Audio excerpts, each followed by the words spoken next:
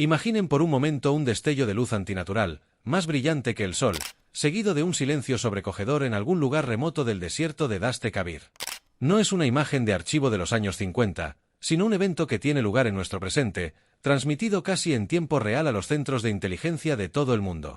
Este instante, el de la primera detonación nuclear exitosa de Irán, es precisamente el escenario que durante décadas ha alimentado las pesadillas de diplomáticos, estrategas militares y líderes mundiales.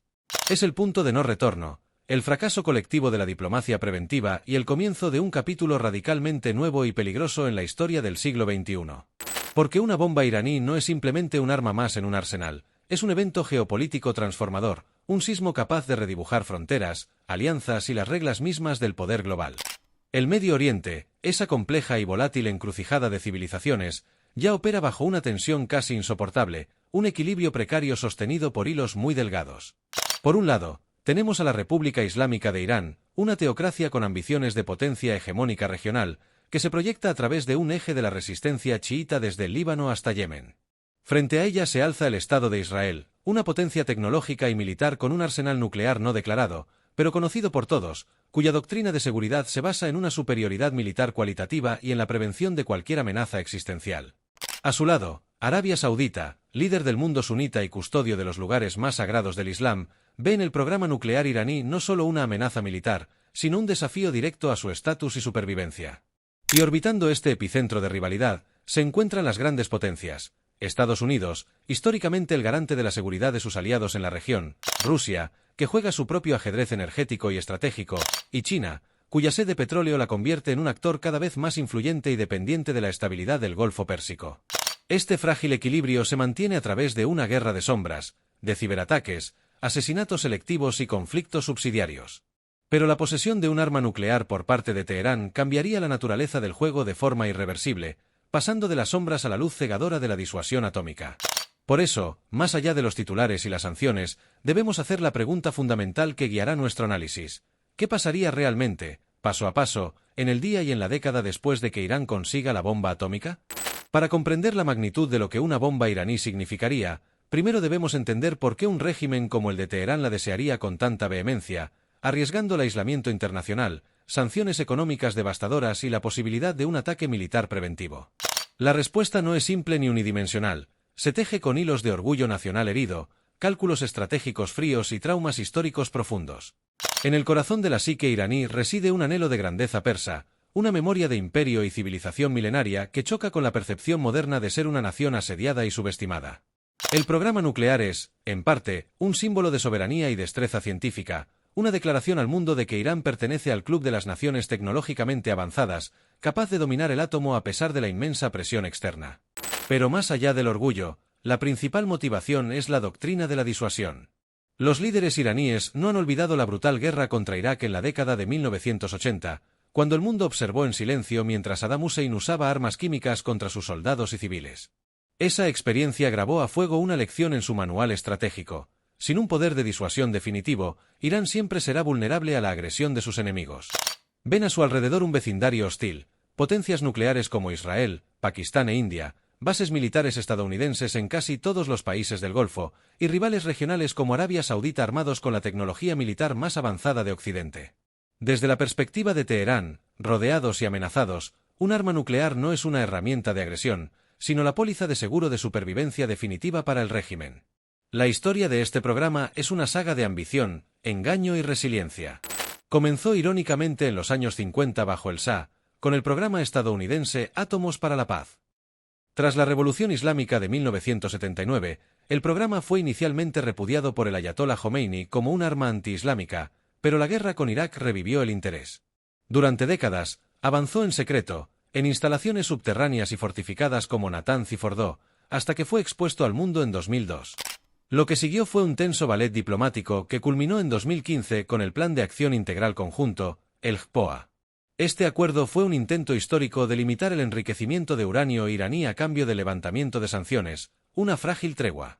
Pero su colapso, tras la retirada de Estados Unidos en 2018, abrió la caja de Pandora. Irán, sintiéndose traicionado y de nuevo bajo una campaña de máxima presión que incluía sabotajes como el virus Stuxnet y el asesinato de sus científicos nucleares, respondió acelerando su programa a niveles sin precedentes. Comenzó a enriquecer uranio a purezas cada vez más cercanas al grado armamentístico, acumulando el conocimiento técnico y el material fisible necesarios. Este camino no revela a un actor irracional, sino a uno metódico y paciente, que ha aprendido a absorber los golpes, a esperar el momento oportuno y a avanzar sin descanso hacia un objetivo que considera existencial. El día después de la prueba, el mundo se despierta en una realidad alterada. La ambigüedad estratégica ha terminado. La noticia, confirmada por sismógrafos internacionales y agencias de espionaje, no desencadena un ataque militar inmediato, pues atacar a una potencia que acaba de demostrar capacidad nuclear es un umbral que nadie se atreve a cruzar a la ligera. En su lugar, se desata una tormenta diplomática y estratégica sin precedentes. En Jerusalén, el Gabinete de Seguridad de Israel se reúne en sesión de emergencia. Su doctrina de décadas, basada en mantener el monopolio nuclear regional y en la prevención a toda costa, ha fracasado. La opción Sansón, la amenaza de una represalia nuclear masiva, ahora se enfrenta a la posibilidad de una respuesta similar. La disuasión se vuelve mutua, y el cálculo para cualquier acción militar convencional contra Irán o sus aliados, como Hezbollah, cambia para siempre. La primera y más predecible consecuencia es la reacción de Riad. La promesa del liderazgo saudí, de que si Irán obtenía una bomba ellos la conseguirían al día siguiente, se activa. Arabia Saudita no tiene un programa nuclear autóctono avanzado, pero sí tiene los recursos financieros para adquirir una ojiva llave en mano, muy probablemente de Pakistán, un país cuyo programa nuclear fue financiado en parte por dinero saudí. La transacción, secreta pero evidente para la inteligencia mundial, se completaría en cuestión de meses, no de años. Y aquí comienza el efecto dominó, la temida proliferación en cascada. Con un Irán chiita y una Arabia Saudita sunita ambos armados nuclearmente, otras potencias regionales se sentirían existencialmente amenazadas. Turquía, con sus propias ambiciones neo-otomanas y su compleja relación con la OTAN, no podría permitirse quedar relegada. Su avanzada base industrial y tecnológica le permitiría iniciar un programa armamentístico creíble. Al sur, Egipto, que se ve a sí mismo como el corazón histórico del mundo árabe, observaría con pavor cómo su influencia se evapora. El Cairo, que ya posee reactores de investigación, se enfrentaría a una inmensa presión interna para igualar la balanza de poder. En pocos años, el Medio Oriente podría pasar de tener una potencia nuclear no declarada a tener 4 o 5, cada una con sus propias rivalidades, líneas rojas e inestabilidades internas. La respuesta de las potencias mundiales sería un reflejo de un orden global fracturado. Estados Unidos y Europa impondrían las sanciones más duras de la historia, pero serían en gran medida simbólicas, un castigo por un hecho ya consumado. El Tratado de No Proliferación Nuclear, TNP, pilar de la seguridad mundial durante medio siglo, quedaría herido de muerte. Su credibilidad se evaporaría, enviando una señal a otras naciones con ambiciones nucleares de que el camino es posible. Rusia y China condenarían públicamente la acción de Irán, pero los pasillos del poder verían una oportunidad para explotar la disminución de la influencia estadounidense en la región. Las consecuencias económicas serían inmediatas y brutales. El pánico se apoderaría de los mercados energéticos. El estrecho de Hormuz, la arteria por la que fluye una quinta parte del petróleo mundial, se convertiría instantáneamente en el punto de fricción nuclear más peligroso del planeta. El precio del barril de petróleo se dispararía a niveles nunca vistos. Las primas de los seguros para los buques petroleros que transitan por el Golfo se volverían prohibitivas, creando un bloqueo de facto. Este shock energético provocaría una estanflación global, golpeando con especial dureza a las economías de Europa y Asia Oriental. Los mercados bursátiles se desplomarían ante la incertidumbre radical, y el mundo entraría en una recesión económica profunda, todo bajo la sombra de un hongo nuclear en la región más volátil de la Tierra. Cuando el polvo de la crisis inicial se asiente, la humanidad se encontrará habitando un mundo permanentemente alterado. La bomba iraní, y la inevitable proliferación que le sigue, no solo reconfigura el Medio Oriente, sino que redefine las reglas fundamentales de la geopolítica global. El genio nuclear ha salido definitivamente de la botella en la región más inflamable del planeta, y ya no puede ser devuelto. A partir de este punto, el futuro se bifurca en dos caminos radicalmente distintos, dos escenarios que rondarán las mentes de los estrategas durante el próximo siglo. El primero, paradójicamente, es el de una nueva y terrible estabilidad. Es el argumento de la disuasión, la lógica fría que gobernó la Guerra Fría. En este futuro, las grandes potencias de la región, Irán, Israel, Arabia Saudita, Turquía, ahora armadas con la capacidad de aniquilarse mutuamente, podrían volverse mucho más cautelosas a la hora de iniciar un conflicto convencional a gran escala. Las guerras subsidiarias continuarían, la retórica sería incendiaria, pero la línea roja del ataque directo sería respetada por el miedo al apocalipsis. Se establecería un equilibrio del terror regional, una paz precaria y tensa, sostenida no por la confianza, sino por la certeza de la destrucción mutua asegurada. Sin embargo, existe un segundo camino, mucho más oscuro. El Medio Oriente no es la Europa de la Guerra Fría.